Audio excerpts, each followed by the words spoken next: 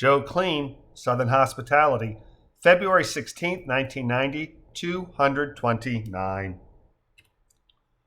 The soggy trails and storm-littered debris that predominated the grounds of the Clay Villa plantation made short shrift of the intended explorations of the Kleens and Lewinsky's, but a gazebo that afforded a view of both far-off Nevis and the close-by roadway that connected the villa to the ring road provided a lovely locale to while away the indeterminate interval between a Duras dropping off and retrieving the octet from their scenic and historic brunch locale. So you said this is the first plantation in St. Kitts that operated without slave labor? John asked as the four couples settled into the covered but breezy Belvedere. Well, that's what our driver told us yesterday, Misty says. Not idea is Sholto, expanding the O. Douglas, Phil provides. The great commentator on all things kidding and the sibling of 5 or 6. 5 or 6? Lois asks.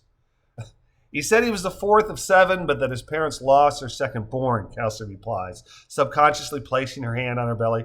Ah, Lois nods. Yes, we lost one to miscarriage, but not after he was born. That alone was terribly difficult.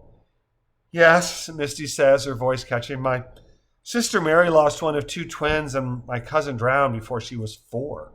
Both were very difficult, but not equally so, at least not seemingly equal from the outside looking in. Maybe it has more to do with how closely someone holds their grief, she concludes with an eyes downcast half smile. Joe reaches for her hand and kisses it before saying, Sholto was a fascinating study in contrast to Adiris, wasn't he? To say the least, Justin laughs. What's that about fools jumping in where angels fear to tread, Courtney asks. Does that make Adiris an angel? Pragmatic and precarious is probably more like it, Joe replies. Seems like Sholto has means and a safety net while Idaris's fate blows in the wind. Screw mean people, he adds, shaking his head. Are we back to G.O.B. Bar in our giggly baby case? John asked with a grin. Well, them too, but I met a gal Idaris picked up at the airport yesterday, Joe replies. Gave him hell repeatedly because he didn't warn her extensively enough about getting on his Ring Road bus tour rather than waiting for the airport shuttle, as he'd suggested.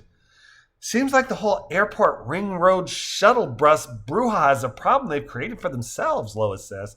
That's what I said, Justin exclaims. I spoke to somebody at the hotel yesterday after the confusion, and he said he'd fly it up the flagpole, but it sure seems like the Hyatt is a top-down kind of place here. Almost like we're visiting the remnants of imperialism. Joe declares, shaking his head. Who'd have thunk it? Speaking of which, Joe says quietly, you were in Da Nang, he asked of John. Sure was. Draft end of the year I started junior high, Joe continues, but I was kind of concerned they were going to reinstate it when Khomeini took our embassy in Tehran. Yep, still all volunteer, John says.